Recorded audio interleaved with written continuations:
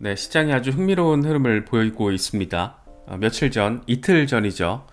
트럼프와 머스크가 치고받았을 때 반납했던 하락분을 지금 대부분 회복하는 모습을 보이고 있습니다.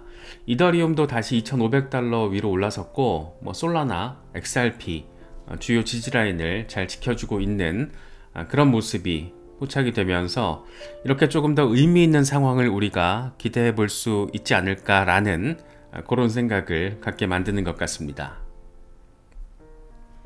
공포 탐욕 지수는 하루 전보다 10포인트 오른 62를 기록하면서 중립 단계가 탐욕 단계로 다시 올라선 모습이 확인되고 있습니다. 비트코인 도미넌스 여전히 빡셉니다. 64%대 중반에 자리하면서 이게 50%대 중반으로 한번 확 하고 빠져줘야 되는데 과연 그 시기를 우리가 언제쯤 바라볼 수 있을 것인가, 기대감과 어떤 조바심을 함께 느끼게 만드는 것 같기도 합니다. 알트 시즌 인덱스 오늘자 22를 가리키고 있습니다. 비트코인 시즌이라는 거죠. 25 아래에 자리하고 있으면 공식적인 알트 시즌 75까지 솟아올라야 되는데 작년 연말 그리고 올해 연초 상황, 이렇게 폭등했던 이런 상황이 한번 쭉 빠졌다가 거대한 폭등이 나왔던 이런 상황, 지금 쭉 빠져 있기 때문에 다지기 하고 다시 이제 올라갈 때가 되지 않았느냐, 이런 얘기들도 많이 나오고 있습니다. 무엇보다 기대감을 갖게 만드는 것은 최근 한 달 동안의 이더리움의 흐름을 보면, 지금 오른쪽 이더리움 한 달 동안의 흐름인데 월간 14% 넘게 15% 수준의 상승률을 보여주면서 2,400달러에서 2,700달러 이 아주 좁은 박스권에서 다지기를 이어가고 있는 모습이 확인이 되고 있습니다. 이렇다 보니까 1,600달러까지 빠졌다가 스리슬쩍 2,500달러, 2,700달러 구간으로 올라선 건데, 이러다 보니까 3,500달러, 4,000달러 구간에 대한 다음 랠리 기대감도 커지고 있습니다. 그 정도가 한 번 더 나와준다라면 그렇게 알트 시즌의 포문을 여는 알트 대장의 움직임으로 충분히 해석될 수 있지 않을까, 그런 생각이 들기도 합니다. 이더리움이 이렇게 나름의 반등세와 지지력을 보여주는 뒷배경에는 기관자금 유입이 큰 역할을 하고 있는 모습입니다. 미국의 이더리움 현물 ETF 시장에는 무려 15거래일 연속으로 자금이 순유입되면서 강한 상승 모멘텀을 이어갔습니다. 현지 시간으로 6월 6일 하루에만 2,522만 달러, 우리 돈으로 343억 원의 신규 자금이 들어왔고, 블랙록과 그레이스케일의 이더리움 투자 상품 2개에서만 이런 유입이 발생했습니다. 특히 블랙록의 이더리움 현물 ETF에 1,586만 달러, 그레이스케일의 경우에는 937만 달러가 들어오면서 이날 흐름을 주도했습니다. 이처럼 기관 자금이 3주 넘게 꾸준히 유입되면서 5월 중순 이후에 해당 ETF들로 들어온 누적 자금 규모가 8억 3,750만 달러에 달하는 것으로 전해지고 있습니다.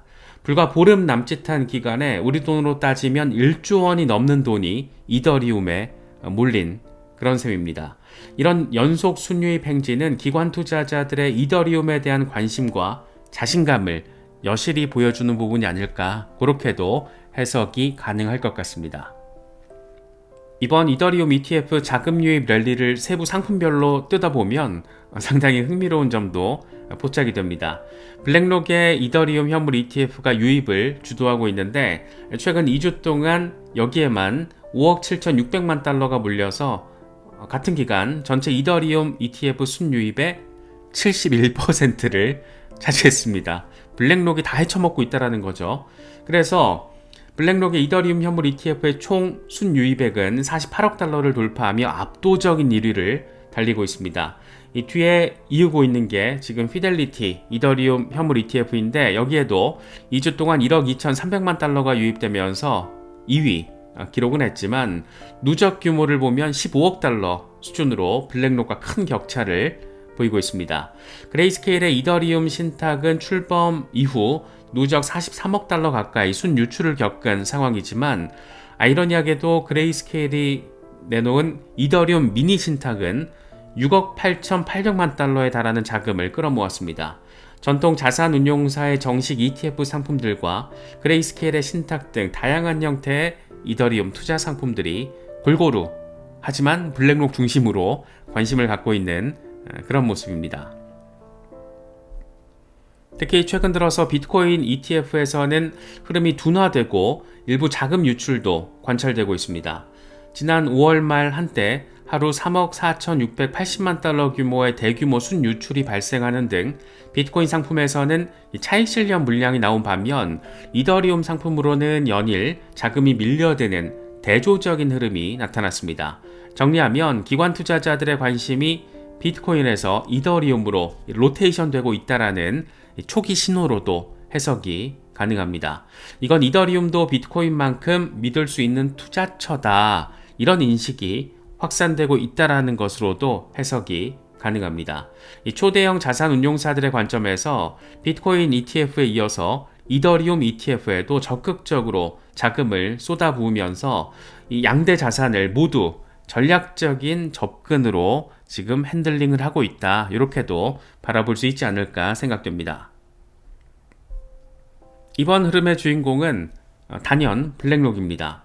세계 최대 자산운용사 블랙록은 불과 10일 만에 5억 달러 규모의 넘는 규모의 이더리움을 사들였다라는 그런 상황입니다. 온체인 분석 플랫폼인 아캄 데이터를 보면 블랙록의 아이쉐어스 이더 신탁 관련 지갑은 최근 9일에서 10일 연속 매수 행진을 이어가며 21만 4천 이더, 달러로 치면은 5억 6천만 달러 규모를 추가로 확보한 것으로 나타났습니다. 특히 6월 4일 하루에만 7,320만 달러, 6월 5일에도 3,470만 달러 규모의 이더리움을 연이어서 사들이는 등 공격적인 매집 양상을 보였습니다. 이를 통해 블랙록의 이더리움 신탁이 보유한 이더리움 규모는 48억 5천만 달러에 이른 그런 상황입니다. 블랙록의 이런 집중 매수 행보는 장기적인 포지셔닝 신호로 해석할 수가 있습니다. 블랙록 측은 공식적으로 이더리움과 블록체인 기술이 투명성, 유동성, 이 데이터 개선을 통해서 금융시장에서 역할을 폭발적으로 키울 수 있다는 입장을 밝히고 있습니다. 실제로 CEO 레리 핑크는 과거 모기지 시장이나 하이일드 채권 시장이 처음에는 더뎠지만 데이터 분석과 수용도가 높아지면서 급성장을 했듯이 디지털 자산 시장도 폭넓게 성장할 것이다 라고 언급을 했습니다. 다시 말해서 지금의 ETF 자금 유입과 블랙록의 매집은 일시적인 트레이딩이 아니라 앞으로 더 큰 판을 준비하는 움직임일 가능성이 있다라는 겁니다. 이걸 방증하듯이 파생상품 시장에서도 이더리움에 대한 장기 베팅이 늘고 있습니다. 현재 이더리움 선물 시장의 미결제 약정은 354억 달러를 넘어서는 사상 최대치를 기록하고 있고, 옵션 시장의 이더 미결제 약정도 85억 8천만 달러까지 증가하면서 최고치를 경신했습니다.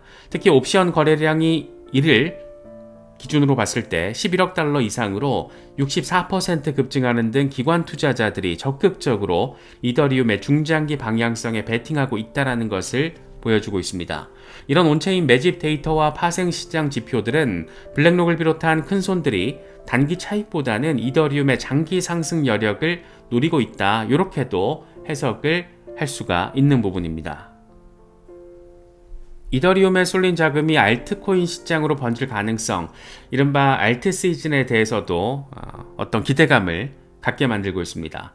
크립토 시장의 역사적인 패턴을 보면 이더리움이 크게 주목받고 상승장을 이끌 때 그 다음에 자본의 회전율이 중소형 알트코인들로 미들캡 그리고 이어서 스몰캡으로 이동하는 경향이 있었습니다. 이번 사이클에서도 이런 시나리오가 점점 더 현실화될 수 있지 않을까, 그런 기대감이 지금 피어오르고 있는데, 전문가들은 이더리움의 강세장은 곧 알트코인 시즌의 서막이라고 표현을 합니다. 실제로 미국 금리 인하 기대 등으로 투자 심리가 이전보다는 더 개선이 되면서 이더리움이 3,000달러를 돌파할 경우 하반기에 본격적인 알트 시즌이 전개될 거라는 전망도 나오고 있습니다. 중요한 것은 어떤 섹터의 알트코인들이 수혜를 볼 것인가 하는 부분인데, 이건 무당도 아니고 때려 맞출 수는 없겠지만 이더리움과 연관지어서는 크게 두 개 축 정도로 나눠서 살펴볼 수 있을 것 같습니다. 먼저 이더리움 레이어2 토큰들입니다. 이더리움 메인넷의 확장성을 높여주는 레이어2 네트워크들은 이더리움 생태계 성장과 맞물려서 투자자들의 눈길을 끄는 분야라고 할 수 있습니다. 대표적으로 옵티미즘, 아비트럼 같은 이더리움 레이어2 프로젝트들이 있습니다. 이더리움 가격이 크게 올라가고 네트워크 사용량이 늘면 거래 수수료 부담을 덜어주는 레이어2 솔루션에 대한 수요와 관심도 높아질 가능성이 있습니다. 실제로 최근 이더리움 ETF 자금 유입과 함께 알트코인 가운데 아비트럼이 단기 상승세를 보이는 등 일부 레이어2 관련 코인에 이미 자금이 스리슬쩍 크진 않지만 스며들고 있다라는 신호로도 해석되고 있습니다. 다만 아직까지는 레이어2 섹터 전체가 폭발적으로 오른 건 아니어서 앞으로 알트 자금의 유입 여력이 남아있는 그런 분야로 평가되기도 합니다. 이건 일종의 시차 효과인데 먼저 달린 디파이나 레이어1 코인들 다음 순서로 레이어2 쪽에 돈이 돌 가능성이 있다는 것을 의미합니다.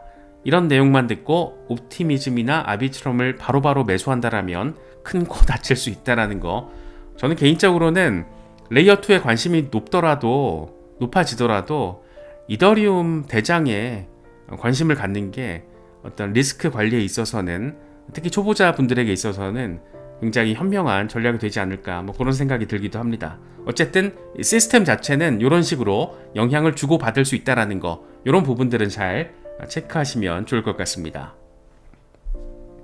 다음은 RWA. 우리가 2년 반 전부터 거의 한 100번 넘게 집중적으로 짚어본 그런 테마인데, 부동산 채권 그리고 여러 골드 같은 상품 등을 이런 전통 자산을 블록체인 위에다가 토큰화시키는 그런 분야입니다. 최근 전통 금융과 크립토의 연결고리로 가장 각광받는 그런 테마입니다. 특히 블랙록이 직접 미국 국채 등을 토큰화 펀드, 이 비드를 이더리움 기반으로 운용을 시작하면서 29억 달러 규모의 실물자산 토큰을 보유하고 있을 정도로 기관 관심이 높은 그런 테마 섹터입니다. 이번 이더리움 강세가 더 강화된다라면 실물자산 토큰, 알트코인에도 관심도가 더 높아질 수가 있는데, 예를 들어서 메이커 같은 경우에는 미국 국채 등 준비자산으로 이 수익을 창출하고 디파이와 RWA를 연결짓는 대표주자로 평가받고 있습니다. 뭐니뭐니 해도 블랙록 하면은 직접적으로 관심받는 종목 온도 파이낸스, 역시나 국채 토큰화 국채로 주목받는 그런 프로젝트입니다. 보고서들 나오는 거 보면 일부 RWA 토큰들이 최대 7배 이상의 상승률을 기록하면서 알트 시장의 새로운 핫트렌드로 부상했다라고 이야기를 또 하고 있습니다. 이거는 저번 연말연시 강세장 때 상황이겠죠. 블랙록과 JP모건 같은 거대 기관이 앞다퉈서 이 토큰화 자산 파일럿을 진행하고 있는 그런 소식도 전해지면서 실물자산 연계 코인들이 기관 수요를 등에 업고 급등하는 그런 흐름에 대한 기대감도 생각해 볼 수 있을 것 같습니다. 이더리움 생태계의 필수 인프라 토큰들도 한 번쯤 짚어보는 노력도 의미가 있지 않을까 싶습니다. 리도 다오가 대표적인 예죠. 리도는 이더리움 스테이킹 유동화 서비스의 선두주자로 평가를 받는데, 이더리움 채택이 늘면 이에 따라서 혜택을 보는 그런 구조입니다. 실제로 이더리움 예치량 증가와 함께 리도 토큰 가치도 연동되는 그런 경향이 있었습니다. 이더리움 ETF 자금 유입, 여기서 이더리움 가격 상승, 그리고 스테이킹 수요 증가의 사이클이 돌아가면 리도와 같은 레버리지 종목에도 관심이 쏠릴 가능성이 있다라는 겁니다. 어쨌든 요약을 하면 기관들의 이더리움 매집은 결국 알트코인으로의 자본 회전으로 이어질 가능성이 충분히 있다라는 겁니다. 아직 덜 오른 레이어2나 RWA 섹터는 잠재력이 남아있다라는 분석도 있는 만큼 이더리움 강세 후폭풍이 알트 시장 전반으로 번질 수 있을지 주목되고 있는 그런 상황입니다. 물론 모든 알트코인 투자자들의 바람대로 알트 시즌이 쭉 이어지기 위해서는 몇 가지 조건이 충족돼야 합니다. 먼저 이더리움 ETF로의 일일 자금 유입 규모가 꾸준히 5천만 달러 이상이 유지되는지, 이게 또 중요합니다. 앞서 우리는 하루 2에서 3천만 달러 수준의 유입으로도 15일 연속 순유입 행진이 있었다라는 거 확인을 했는데, 이걸 2배 수준인 5천만 달러 이상으로 계속 끌어올릴 신규 매수세가 유지가 된다라면 알트코인 시장에 공급될 탄탄한 유동성 백업이 계속된다라고도 바라볼 수 있을 겁니다. 실제로 최근 11일 거래일 동안 6억 3천만 달러가 유입돼서 평균 일간 5,700만 달러 수준을 기록하기도 했는데, 이런 강한 기관 매수 흐름이 식지 않고 지속될지 여부가 굉장히 중요한 포인트 지점이다 라고 할 수 있는 모습입니다. 두 번째로는 이더 BTC 차트의 RSI가 65 이상으로 충분히 강한 상승 추세를 보일지 여부입니다. 알트 시즌의 전제 조건 가운데 하나는 이더리움이 비트코인 대비 더 강하게 퍼포먼스를 낸다라는 건데, 이걸 가장 직관적으로 보여주는 지표가 이더 BTC 차트에서의 RSI입니다. 현재 이더리움의 일간 RSI는 62 수준으로 과매수 임계치에는 아직 다다르지 않았는데, 이게 65를 넘어설 정도로 이더가 BTC 대비 상대적으로 강세를 보인다라면, 그것도 빡세게 보인다라면 시장에서는 이제 비트코인보다 이더리움과 알트코인이 주도하는 그런 장이 왔다라는 나름의 확신 시그널로 받아들일 가능성이 충분히 자리하고 있습니다. 과거 데이터를 보면 이더 BTC 비율이 일정 임계값을 돌파할 때 본격적인 강세장이, 알트 강세장이 시작된 경우가 많았습니다. 따라서 이더리움의 상대적인 강세 지표가 충분히 힘을 얻는지 계속 살펴볼 필요가 있는 겁니다.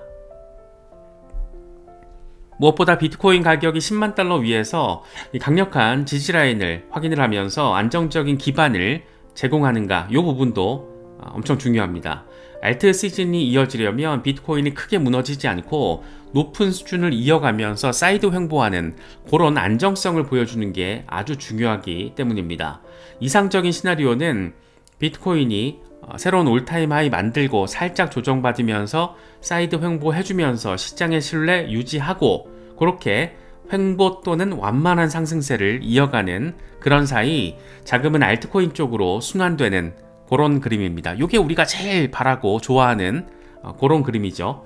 현재 가정컨대 비트코인이 10만 달러 위에서 지금처럼 10만 5천 달러 부근 전후에서 잘 유지를 해준다라면, 이건 시장 참여자들에게 비트코인은 건재하다, 이런 안도감을 줘서 알트코인 투자에 대한 부담을 낮춰주는 그런 역할을 하게 될 겁니다. 반대로 비트코인이 다시 10만 달러 밑으로 빠지면서 힘이 없어지는 그런 모습을 보여준다라면 전체 암호화폐 시장의 투자 심리가 급속히 냉각돼서 알트코인 자금이 다시 비트코인 또는 현금으로 돌아갈 그런 리스크도 자리하고 있습니다. 따라서 비트코인의 핵심 지지선 방어 여부는, 거기다가 10만 달러라는 이 심리적인 지지선, 이 방어 여부는 알트 시즌의 안전판이다 라고도 표현할 수 있을 것 같습니다. 알트 시즌을 기대하고 바라보기까지, 실제로 우리가 경험하기까지는 넘어야 할 산들도 엄청 많습니다. 이런 기본적인 체크 포인트들 말고도 당장 미중 고위급 회담 결과가 어떻게 될지, 또 금리 인하 실제로 언제 단행될지, 트럼프 머스크가 또 지랄을 하지 않을지, 여러 가지 변수들이 있기 때문에 섣부른 기대감부터 가져서는 물론 안 되겠지만, 여러 가지 또 의미 있는 시그널들이 포착되고 있는 건 분명한 팩트인 만큼 이런 소식들 잘 참고하시면서 현명한 투자 스탠스 잘 견지하실 수 있으면 좋겠습니다.